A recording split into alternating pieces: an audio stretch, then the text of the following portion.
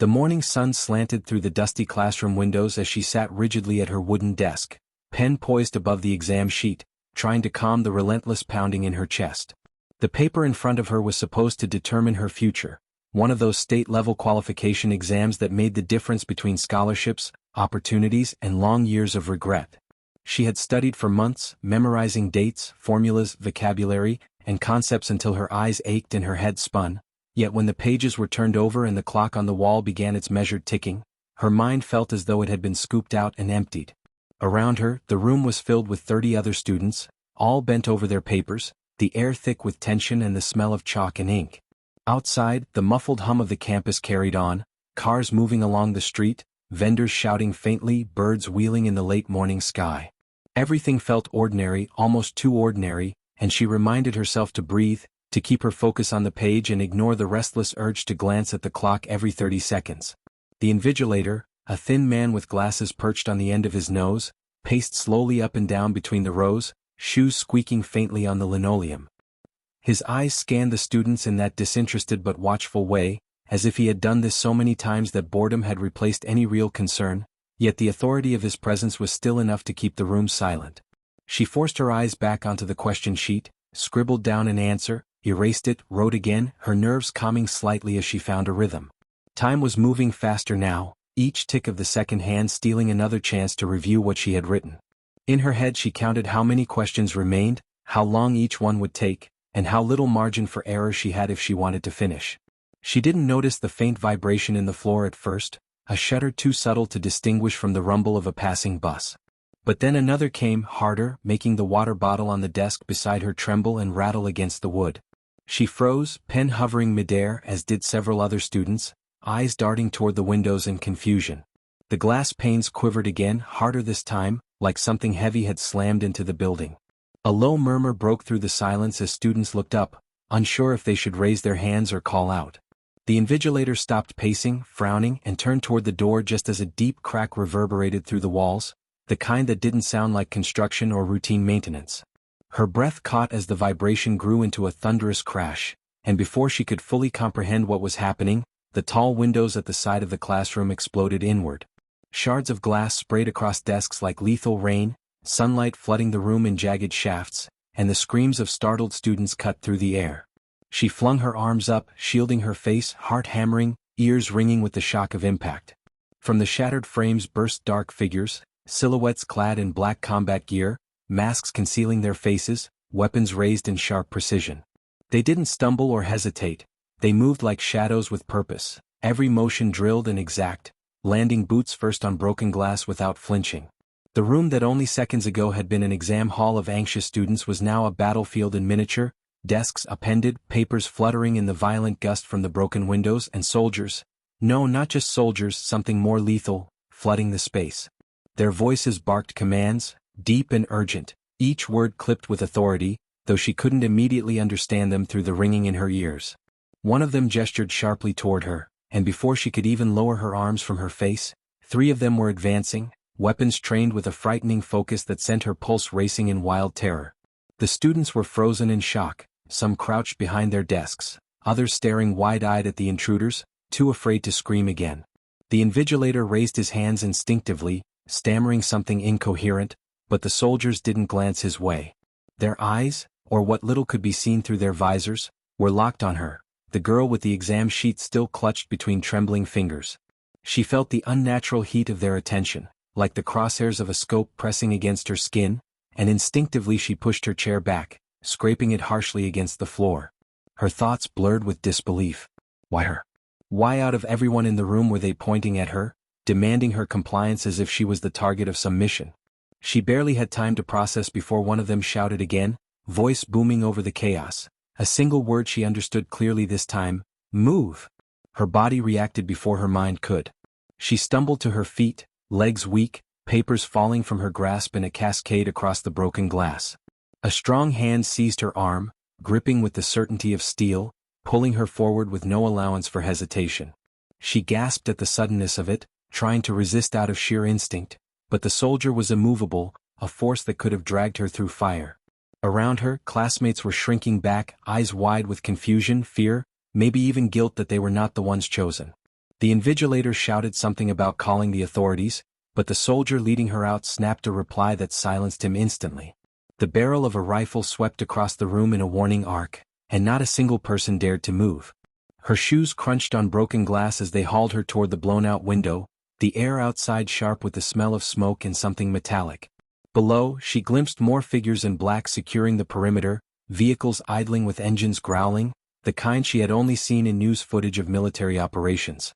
Her brain screamed that this couldn't be real, that Navy SEALs, or whatever they were, had no reason to storm a campus exam hall, let alone tear her away in front of dozens of witnesses.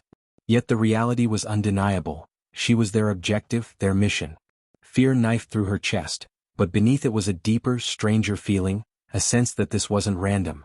Somehow, impossibly, they had come for her, and she couldn't stop herself from wondering in a flash of dread, what did they want, and why had her ordinary exam day turned into the beginning of something that felt like the unraveling of her entire life? Her heart pounded so violently it felt like her chest might burst as the soldier dragged her forward, each step a blur of crunching glass and disbelieving stares from her classmates.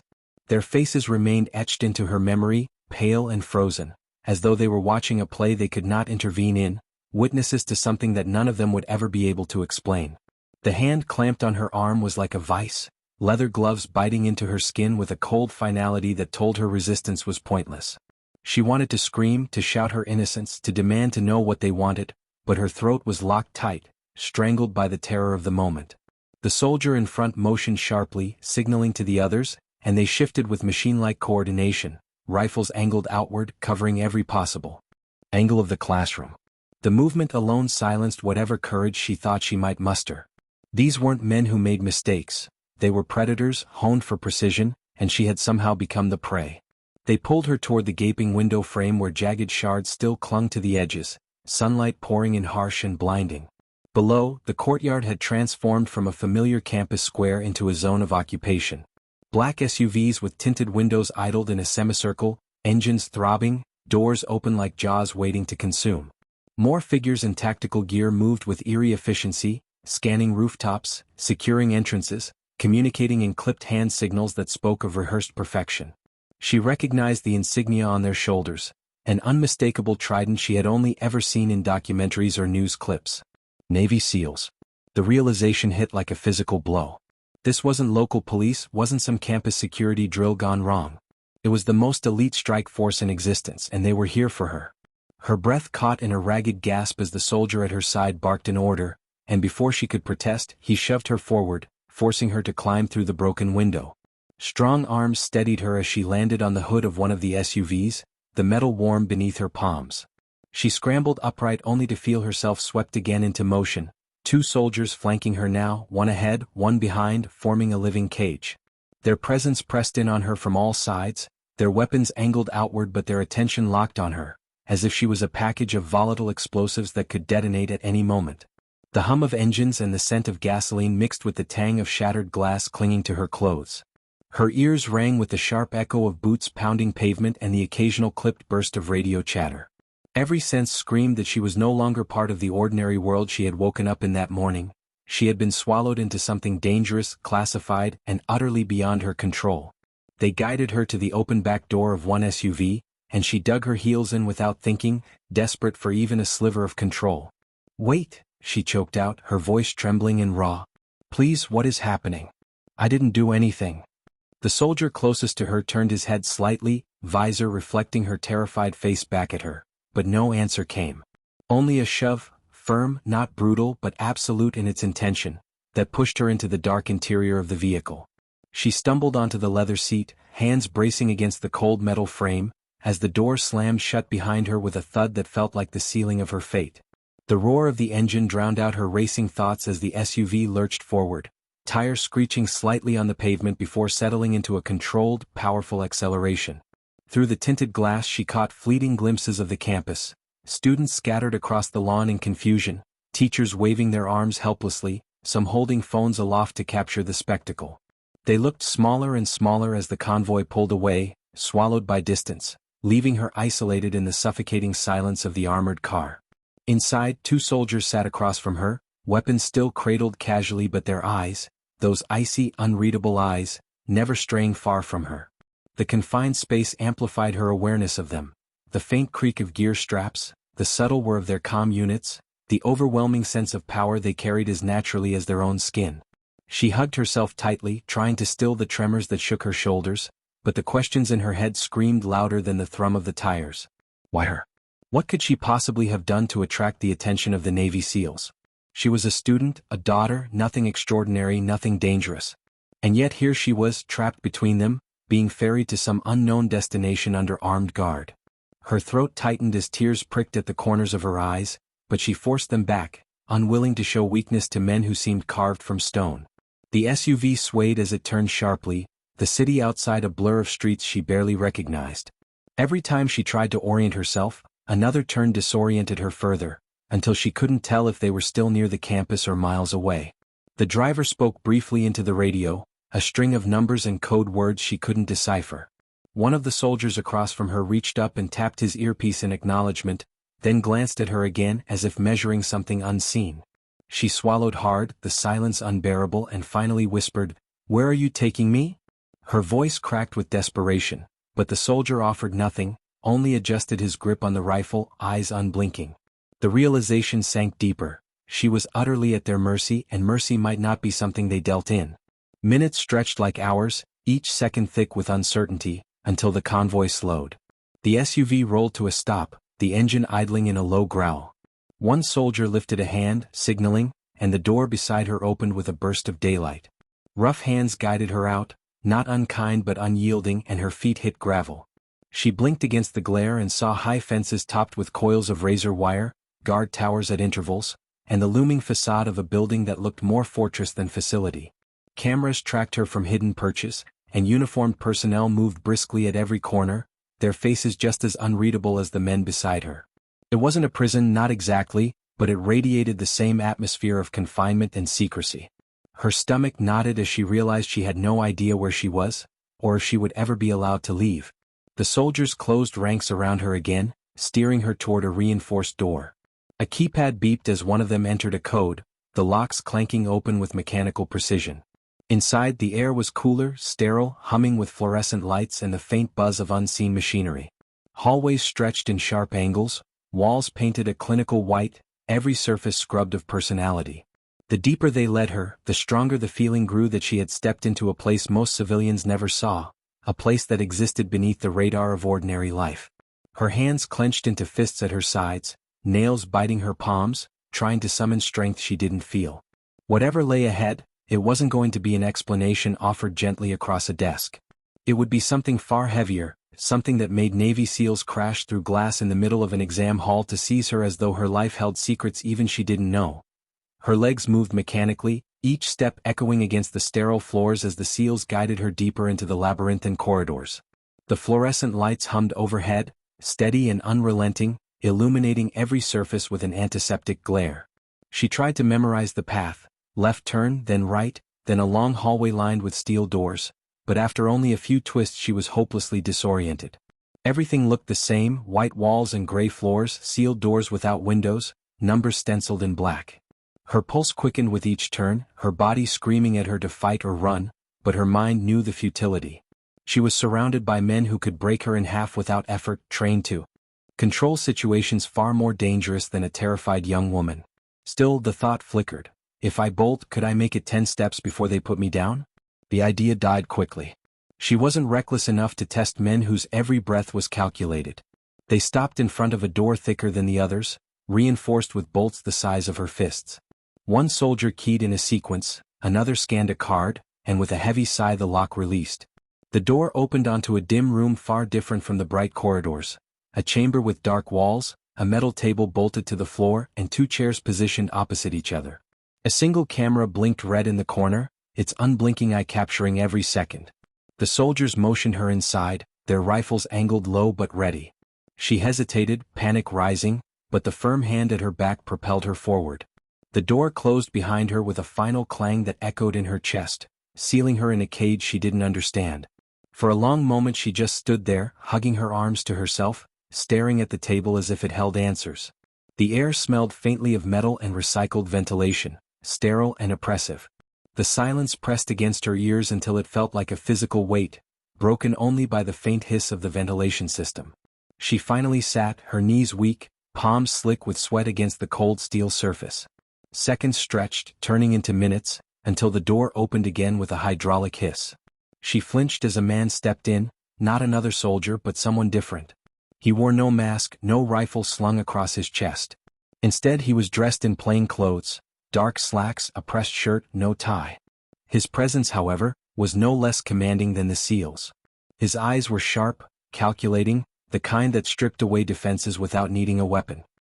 He carried a folder tucked under one arm, and when he sat opposite her, he placed it on the table with deliberate care. For a moment he just studied her, hands folded loosely, expression unreadable. She shifted uncomfortably under his gaze, fighting the urge to fill the silence with nervous words. Finally he spoke, his voice calm but edged with authority. "Do you know why you're here?" She shook her head quickly, her voice cracking when she tried to answer. "I don't understand. I was taking an exam and then..." Her words trailed off, her throat tight with the memory of glass exploding, of weapons pointed at her chest. The man nodded slightly as if confirming something to himself.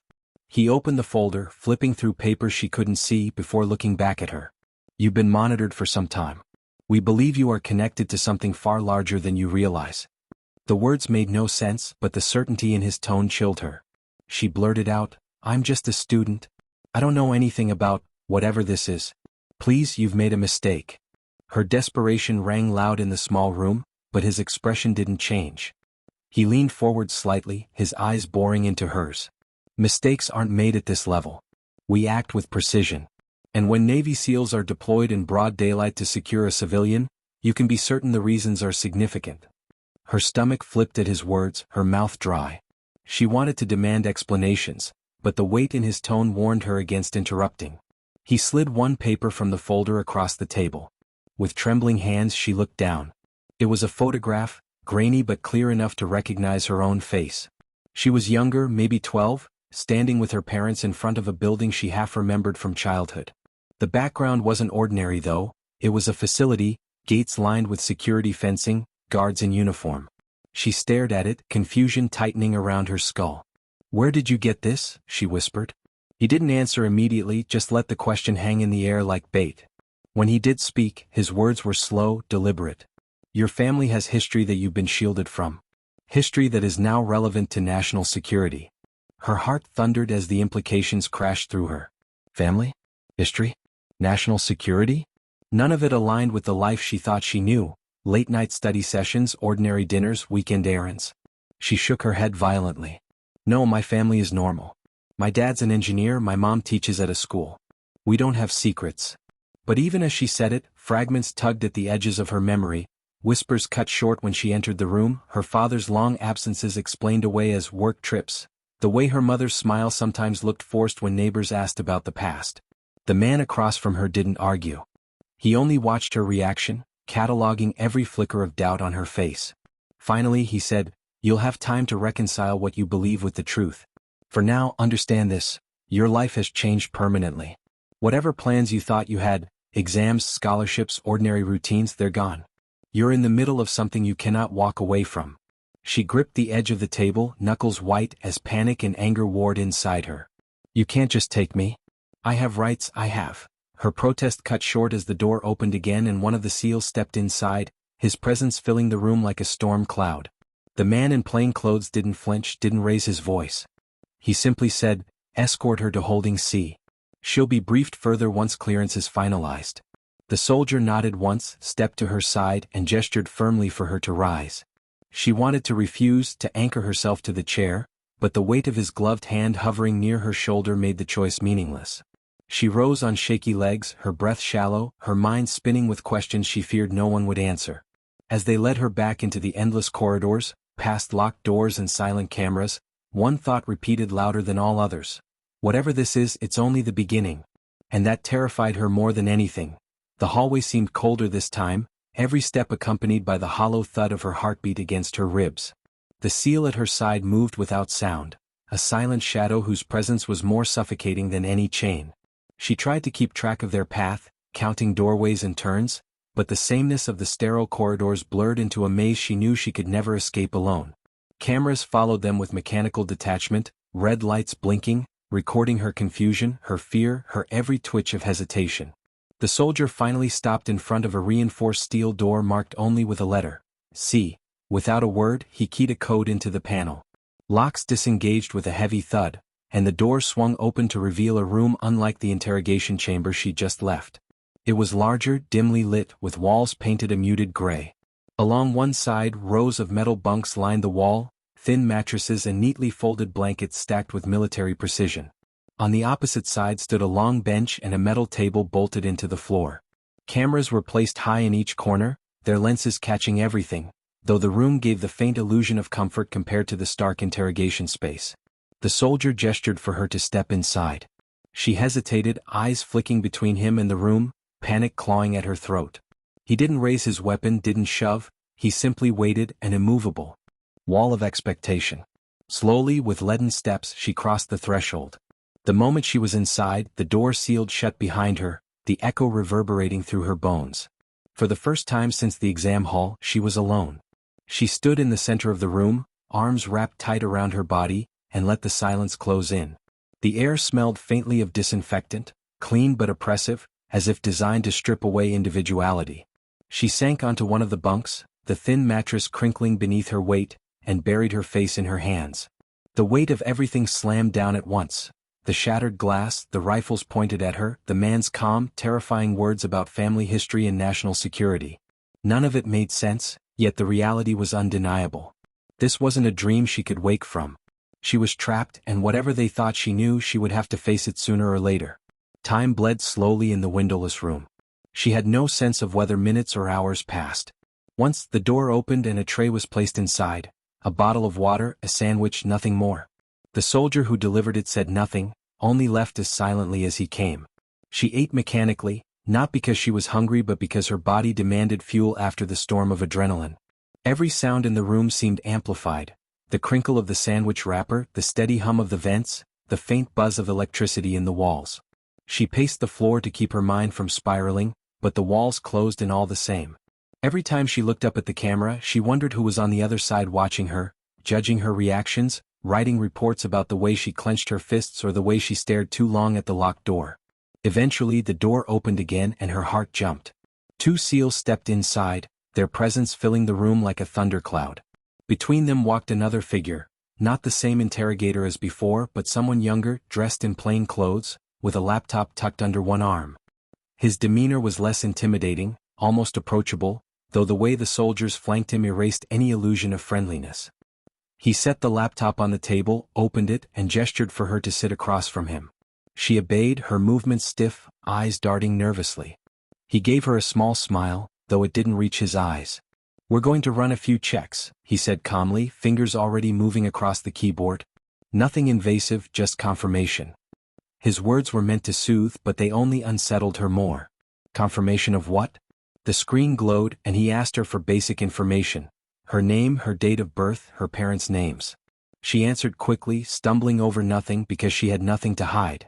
But the way he typed, cross-referencing against files she couldn't see, made her feel as if each word was a test she might fail without knowing it. Then he asked questions that chilled her. Did her father ever take her to restricted facilities? Did her mother ever mention classified projects? Did she remember unusual visitors during her childhood? Her throat went dry. She shook her head each time, her voice cracking as she insisted her life was ordinary. He typed silently, never correcting her, never indicating whether her answers satisfied him. The SEALs stood motionless on either side, silent sentinels whose mere presence made lying unthinkable. When the man finally closed the laptop, he looked at her with that same faint smile. "We'll verify," he said simply. "For now, rest. You'll need it." As quickly as they had come, they left, the door sealing once more. She slumped against the table, exhaustion washing over her. Rest? How could she rest when her world had been dismantled piece by piece in less than a day? Her mind whirled with questions that refused to settle. Why would they think her family had connections to national security? What did the photograph mean? And most haunting of all, if what they believed was true, what had her parents hidden from her for her entire life? The thought was a blade twisting deeper with each repetition.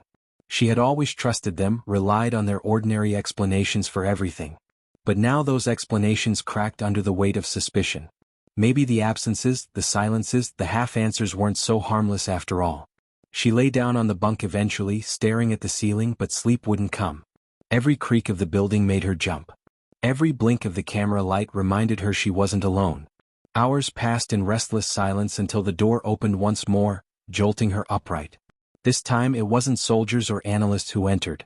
It was the first man, the interrogator with sharp eyes and calm authority. He stepped inside alone, closing the door behind him, and took the chair across from her. His gaze was steady, unblinking, and when he spoke his voice carried the same weight as before. "Your parents will be brought in soon," he said evenly. Her stomach dropped and she gripped the edge of the bunk. "What?" He nodded once. "They'll answer for what they know. And you'll see for yourself that what we've told you is true." The certainty in his voice stole her breath. Her parents. The people she thought she knew better than anyone. They were coming here, into this fortress of secrecy. And in that moment she realized the truth might be far more dangerous than the silence that had protected her until now. The words hung in the air like a detonated charge, echoing in her skull long after he stopped speaking. "Your parents will be brought in soon." She sat frozen on the bunk, her body rigid with shock. A part of her wanted to laugh, to dismiss it as a tactic meant to rattle her, but the calm conviction in his voice made it undeniable. Her parents, the ones who kissed her goodnight, who pushed her to study harder, who packed her lunches, were now subjects in whatever nightmare this was. The idea of them being dragged into the same fortress by the same silent seals clawed at her insides. If they were innocent, why would they be here? And if they weren't, if everything she thought she knew had been a carefully crafted illusion, what did that make her? The man didn't linger. He gave her no comfort, no explanation, only that single revelation before standing and leaving as quietly as he came. The door shut behind him, and the silence swelled until it pressed on her lungs like water. She curled her knees to her chest on the bunk, trying to steady her breaths, but nothing could quiet the storm of thoughts tearing through her. Images of her parents flickered in her mind, her father adjusting his glasses at the kitchen table, her mother humming while chopping vegetables, the ordinary moments that defined her childhood. Now those images fractured, colored by suspicion. Could her father's late nights really have been something more? Could her mother's forced smiles have hidden secrets she never dared imagine? The more she tried to dismiss the questions, the more insistent they became, each one another crack in the foundation of her certainty. Time crawled. She couldn't tell if it had been hours or only minutes when the door finally opened again. 2 SEALs entered first, their presence commanding as always, and then she saw them. Her parents. They were led in from the hallway, flanked closely, their faces drawn with exhaustion but their eyes alive with the same confusion she felt. Her breath hitched, a sob caught in her throat as she scrambled to her feet. "Mom? Dad?"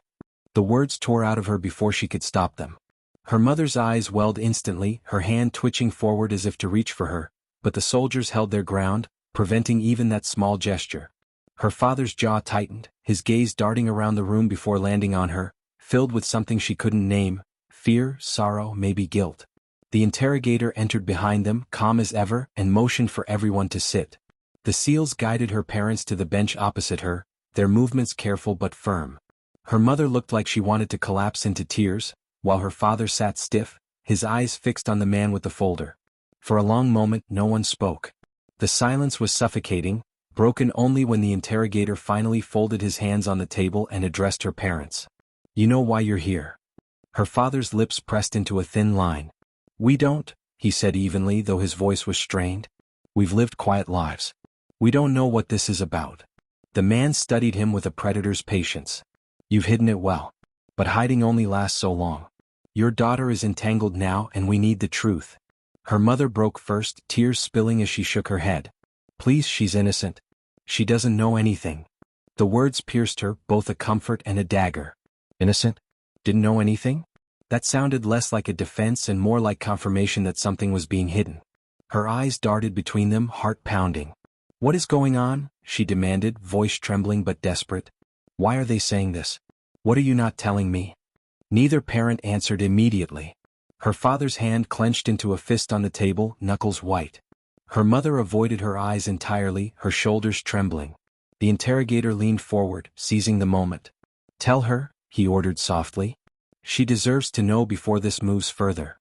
Her father exhaled shakily, the sound heavy with years of silence.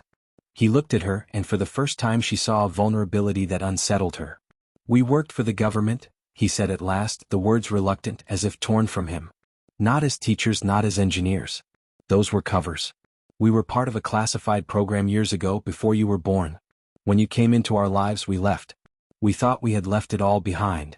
She blinked, her mind struggling to process. Government. Covers. Classified program. It felt absurd, like dialogue from a movie, yet the gravity in his tone anchored it in reality. Her mother finally met her eyes, tears streaking down her cheeks. We never wanted this to touch you. We built a normal life to protect you. Every lie, every omission, it was for that reason. Her stomach churned, nausea rising as the truth unraveled before her. They had lied not about trivial things but about the very core of who they were. She staggered back a step, shaking her head violently. All these years, you let me believe everything was normal. You let me feel crazy for noticing things. The betrayal cut deeper than the fear. Her father's voice cracked as he tried to reach her. We thought we had kept you safe, but something has changed. If they've come for you, it means what we knew, what we did, is no longer buried. His eyes flicked to the interrogator, a silent acknowledgement that there was more, so much more than he could say freely. The man across from them opened the folder with deliberate calm, sliding photographs across the table. Not just the one she had seen before, but many images of her parents at facilities she didn't recognize, meeting with people whose faces were blurred or blacked out, handling documents stamped with bold red classified markings. Each picture felt like a hammer blow, shattering the remnants of the ordinary life she thought she knew. She pressed a hand to her mouth, staring at her parents as if they were strangers. Her mother whispered, "We had no choice." But the interrogator's voice cut through. "Choice or not, your actions tied your family to operations that are resurfacing now. And your daughter is central to that resurgence." The words froze her blood. Central. Not incidental, not collateral, central. She looked between the man and her parents, her voice barely more than a whisper. "Why me?" Her parents exchanged a glance, something unspoken passing between them, and her mother finally said, "Because of what you carry. Because of what we passed on without meaning to." Her father's shoulders sagged as if the weight of the secret was crushing him at last. The interrogator's eyes never left her as he spoke, each word deliberate. "Your bloodline, your very identity, is tied to something bigger than you can imagine. That's why the SEALs came. That's why you're here. And it's why your life will never be ordinary again." Her chest felt like it might cave in under the weight of those words. Your life will never be ordinary again. They reverberated in her mind, louder than the thrum of her own heartbeat. She stared at the interrogator, searching for even a sliver of humanity in his expression, but he was stone, measured, relentless, a man who wielded truth like a scalpel. Her parents sat across from her, hollow-eyed, their posture sagging under the pressure of exposure. The ordinary family dinners, the laughter during car rides, the small rituals that once seemed unshakable, all of it had shattered like thin glass under a hammer. The fragments lay around her now, cutting into her every thought. "Tell me what I carry," she demanded suddenly, her voice raw but steady. "You keep saying I'm central, that I have something. What is it?" The interrogator studied her for a long moment, as though weighing how much she was ready to hear. Then, almost imperceptibly, he tilted his head. "You're not ready for the full truth. Not yet. But I can show you the edges of it." Her fists clenched on her lap. The restraint in his answer only deepened her desperation. "No," she said fiercely, leaning forward. "I deserve to know. I've been dragged into this against my will. Don't talk to me about readiness, tell me everything." Her father's hand slammed against the table, startling everyone. "Enough. She's not supposed to know, not like this." His voice broke on the last word, cracking with a pain that made her throat tighten. The interrogator didn't flinch. She already knows enough to be a target. Pretending she can be shielded any longer is a fantasy. Her mother wept silently beside him, wringing her hands, her lips trembling as though she were repeating a prayer under her breath. The room pulsed with tension, and she felt like she was perched on the edge of a cliff, the ground beneath her eroding grain by grain. The interrogator reached into the folder again and pulled out a document stamped with thick red lettering. He slid it across the table, stopping just short of her hands. "Project Helix," the bold header read. Below it were diagrams, strands of DNA-coded sequences, and annotations filled with jargon she could barely process. Her eyes locked on one highlighted section: genetic markers, unique transmission through second-generation subjects. She blinked, trying to piece the fragments together. "This is me," she whispered. The man gave a single, grave nod. You were born carrying the remnants of what your parents helped engineer. An alteration buried deep, dormant until triggered. Her breath caught in her throat, the air suddenly too heavy to pull into her lungs. She turned to her parents, demanding answers with her eyes, but they both looked broken, unable to speak. Alteration? She said, voice trembling. What do you mean? Like a disease? A mutation. The interrogator's gaze bore into her. Not a disease. Not a mutation. An enhancement. Your parents worked with a covert program decades ago before they left. They believed they escaped, but your existence is proof that their work carried forward. The room seemed to tilt, the floor shifting beneath her feet. Enhancement. The word ricocheted inside her, filling her with both dread and a strange, reluctant awe. She wanted to reject it outright, to scream that she was ordinary, just a student who stressed over exams and worried about friendships. But the pieces clicked in her mind. Her uncanny memory, her ability to learn faster than others, the way her body sometimes recovered from injuries quicker than doctors expected. Small oddities she always dismissed as luck or discipline now loomed like puzzle pieces snapping together into a picture she never asked to see. Her mother finally found her voice, though it was fragile and wavering. We thought it ended with us. We walked away because we wanted a child free of it all. But when you were born, we knew. We saw the signs. And we swore we would never tell you, not unless it became unavoidable. Her father shook his head, staring at the table as if he couldn't bear to meet her eyes. We wanted you to be normal. We lied because we loved you. But love doesn't erase blood. Her nails dug into her palms until the sting grounded her. So what now? I'm just some experiment? A weapon. The interrogator's lips curved into the faintest shadow of a smile, not cruel but certain. You're not a weapon. You're a key. There are people who will stop at nothing to control what you carry. And there are others who would rather see you destroyed than risk the world discovering what still lies buried in your genome. His voice dropped, softer, sharper. That's why we came. To secure you before either side reaches you first. The reality crashed over her in waves. No exam, no school day, no carefully planned future mattered anymore. She wasn't just a girl with parents who lied. She was a living extension of something secret, something powerful, something dangerous. She felt her stomach twist, the weight of destiny pressing down on her shoulders, but beneath the fear there was something else flickering to life, defiance. If her entire life had been shaped by lies, if forces greater than her had already decided her role, then she had only one choice left, whether to submit to it or fight against it. She looked directly at the interrogator, her eyes burning. If I'm this key you say I am, then I deserve more than breadcrumbs. I deserve the whole truth. You dragged me from my classroom, you shattered everything I knew, and you think I'll just nod along? No. You'll tell me who else is after me. You'll tell me why my parents really left. And you'll tell me what you expect me to do with this enhancement. For the first time, a faint crack appeared in the man's calm exterior. He leaned back slowly, studying her with a gaze that seemed to reassess everything he thought he knew. The silence that followed was thick, humming with the weight of unsaid things. Then he spoke, voice low but unmistakably respectful. You're more your parents' daughter than they realized. He closed the folder, tucking it under his arm. Very well. You'll have your answers. But understand, truth is not a gift. It's a burden. And once you carry it, there is no setting it down. The SEAL stepped forward as he stood, signaling that the conversation was over for now. Her parents looked at her with a mixture of pride and despair, as if torn between relief that she demanded the truth and terror of what it would cost her. She didn't look away from the interrogator as he left the room, her pulse thundering in her ears. For the first time since the glass shattered in her classroom, she felt a shift inside her, a spark of control amid the chaos. She wasn't just a prisoner of circumstance anymore.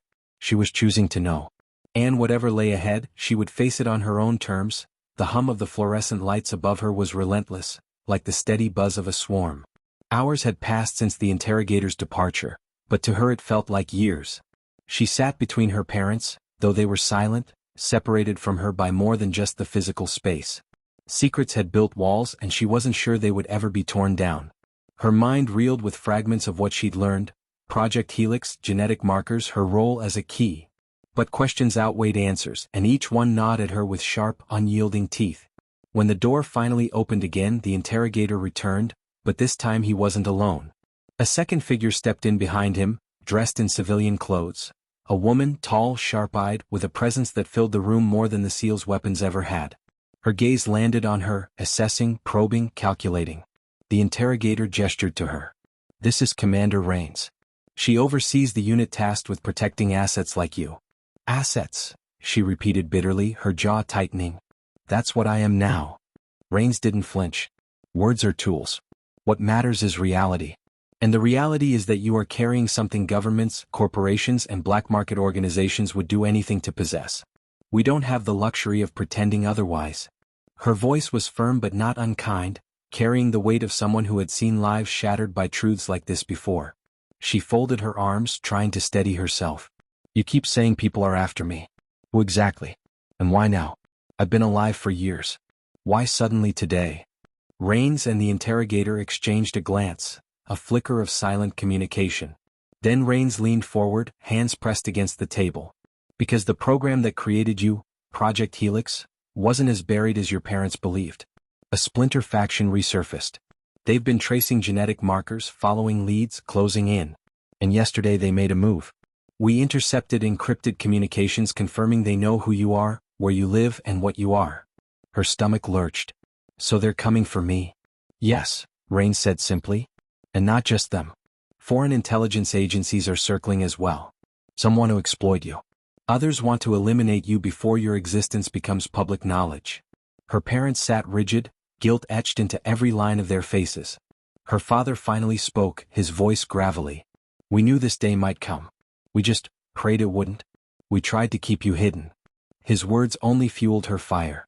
You didn't keep me hidden. You kept me ignorant. There's a difference. Rains didn't intervene in their family fracture. She let the words hang heavy. Then she shifted the focus back to her. The choice now is yours. You can remain here, under our protection, but that will mean living under constant surveillance. Every move watched. No ordinary life. Or, she paused, her gaze locking with hers. You can train. You can prepare. You can take control of what you are before someone else does. But that road is brutal. It will change you in ways you can't undo. Her heart hammered. The weight of the decision pressed down on her, immense and suffocating. Ordinary life was gone, no matter what she chose. There was no undoing what she had learned. Train me, she said before she even fully realized the words were leaving her mouth. Her parents' heads snapped toward her in horror, her mother whispering a broken no, but her voice didn't waver. If I'm already hunted, if I'm already different, then I refuse to sit in a cage while others fight over me. I want to fight back. For the first time, Commander Rains smiled, a thin, approving curve of her lips. Good. That's the spirit we'll need. She turned to the interrogator. Get her ready. The window is closing. The SEALs moved to escort her, but her mother lunged forward, grabbing her wrist. Please don't do this. Don't let them make you into what we tried to save you from. Her eyes brimmed with desperation, her voice ragged. You're still my daughter. You don't owe them this. She hesitated, her throat tightening with emotion. She wanted to scream that she didn't owe anyone this, that she had been thrust into a nightmare she never chose. But deep down she knew the truth. Running wouldn't save her. Hiding wouldn't protect her.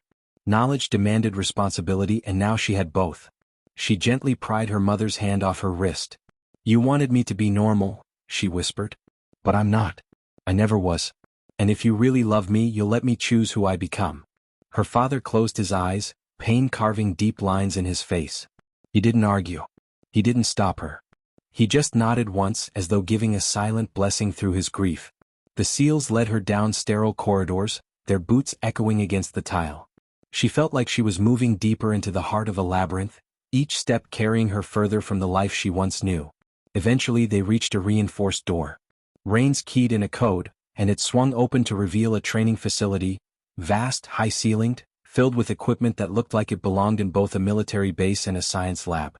Targets, obstacle courses, biometric scanners, and medical stations lined the space. This is where it begins, Rains said. You'll be tested, physically, mentally, genetically. We'll uncover exactly what you're capable of and, more importantly, how to control it. Her throat went dry. And if I can't? Rains' gaze hardened. Then you won't survive what's coming.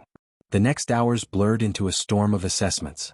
Blood draws, reflex tests, cognitive puzzles that pushed her brain to its limits.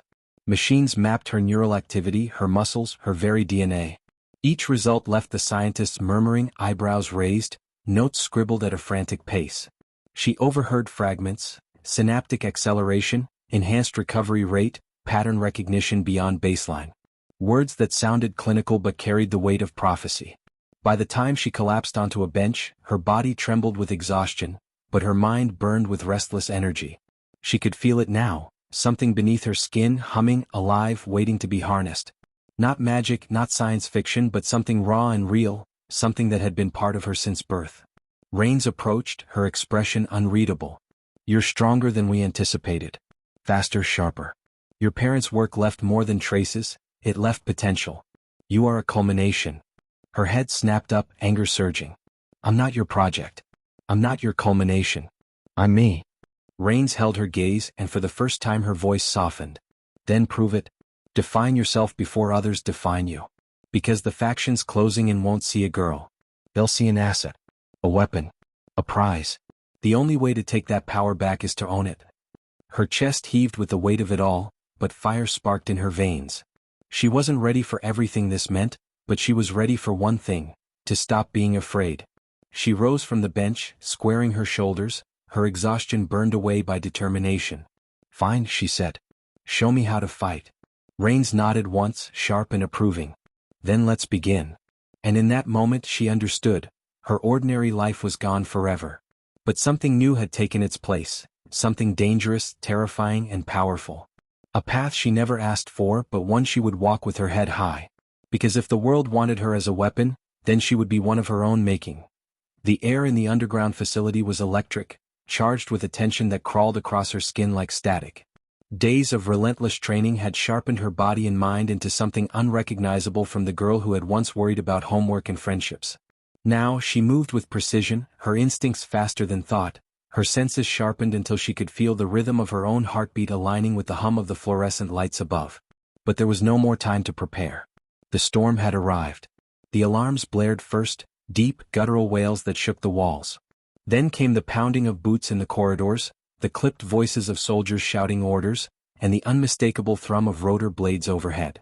They had found her. Project Helix's shadow faction had finally come to claim their prize. Commander Rains stormed into the training hall, her composure as unshakable as ever. They're breaching every entry point. This is it. Her eyes flicked to her, sharp and commanding. You've trained for this moment. Remember, you are not prey. You are the storm. Her heart raced, but her voice was steady. Then let's show them what they came for. The SEALs snapped into formation, weapons ready. Explosions ripped through the facility above, sending dust raining down from the ceiling. The enemy wasn't subtle. They wanted a siege, a display of dominance. And yet, beneath the chaos, she felt a strange calm. The fear that once paralyzed her was gone, replaced by something new, resolve. The first wave came fast. Black-clad operatives stormed through the breach, their weapons gleaming under the harsh lights. She moved before thinking, instincts honed by sleepless nights of training. She dove low, sweeping a soldier's legs out from under him, then pivoted to grab his weapon as he fell. The world slowed, every movement precise, every breath measured. The gun felt natural in her hands, but she didn't need it. Her body was its own weapon. Beside her, the SEALs unleashed disciplined bursts of fire, cutting down the intruders with lethal efficiency. But more poured in, relentless, like waves crashing against rock. They weren't just here to fight, they were here to take her. Through the smoke and chaos she spotted him, their leader. A tall man in tactical armor, his mask concealing his face but not his intent. His focus never wavered from her, even as bullets cut through the air. He raised a hand, signaling his men to push harder. Rains caught her eye. That's who wants you. Take him out and the rest will crumble. Every instinct screamed at her to run, but she forced herself forward, carving a path through the battlefield. She ducked under gunfire, adrenaline burning like wildfire in her veins.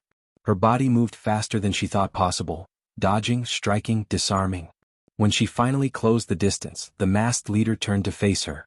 You don't even know what you are, he said, his voice distorted but cold. You think you're fighting for freedom? You're wasting potential. With us you could be more than human. You could be the future. Her grip tightened on the weapon she held. I'm not your project. I'm not your weapon. I'm mine. He laughed, a low hollow sound. Then prove it. The fight was brutal. He was no ordinary soldier. His movements were too sharp, too deliberate, like someone who knew her before she even struck. Each blow she landed was met with one in return, each strike countered. He was stronger, but she was faster, her training and instincts pushing her beyond limits she hadn't known existed. At one point he pinned her against the wall, his forearm crushing against her chest. You can't deny what's in your blood. Project Helix built you for war. You're a weapon whether you like it or not. Her vision blurred, her lungs screaming for air. But then in the haze she remembered Rain's words. Define yourself before others define you. With a final surge of strength she twisted, using his own momentum against him. She slammed him to the ground, ripping the mask from his face. For a heartbeat the world stopped. The man beneath the mask wasn't a stranger. His features were sharp, familiar, like a reflection in a distorted mirror. His eyes carried the same fire, the same unmistakable DNA. Her brother. Her breath caught. No. He smirked, blood trickling from his lip. Surprised? You weren't the only one, sister. They didn't tell you about me, did they? Helix made two of us. But while you were hidden in the light, I was forged in the dark. And now, we finish what they started. Her world tilted. Memories of her parents' guilt, their silence, their desperate protection, all of it clicked into place. She wasn't their only secret. They had sacrificed him to save her. Rain's voice cut through the chaos. Don't listen. He's manipulating you. But his words had already sunk their claws into her. For a moment her grip faltered. Could she fight him, her own blood? Could she destroy the only person who truly understood what she was? Her brother seized the hesitation, lunging at her. The clash was faster now, more savage. They weren't just fighting with fists, they were fighting with everything they were, everything Helix had made them. Each blow was personal, each strike laced with betrayal and pain. At last she found an opening. With a roar, she disarmed him and pinned him to the floor, her weapon pressed against his chest. His eyes met hers, daring, mocking. Do it. Prove you're stronger. Or admit you'll never escape what you are. Her finger hovered over the trigger. The room seemed to collapse into silence, all eyes on her. She could end it here. She could kill him and be free. But she wasn't like him. She wasn't what they made her. She lowered the weapon. No. I won't be your mirror. I won't be their weapon. I'll be mine. Anger flashed in his eyes, but before he could react, Rains was there, her blade flashing. With one swift strike she incapacitated him, knocking him unconscious. The remaining operatives faltered, their leader fallen, and the SEALs pressed the advantage, driving them back until the facility was theirs again. When the dust settled, she stood trembling, her chest heaving, the reality of what had just happened crashing down on her. Her brother, alive, real, twisted by the same science that had created her. She wanted to scream, to demand answers, but there was no time. Rains approached, steady and unflinching. You did it, she said. You chose. Not them. Not him. You. Tears stung her eyes, but she nodded. This isn't over, is it? Rains shook her head. No. But it's a beginning. Her parents were brought in then, faces pale, eyes haunted. They saw the truth written on her expression, and in that moment she realized they could no longer protect her from it. She wasn't their little girl anymore. She wasn't just a daughter or a secret or even a weapon. She was something new. And for the first time she wasn't afraid of it. The end.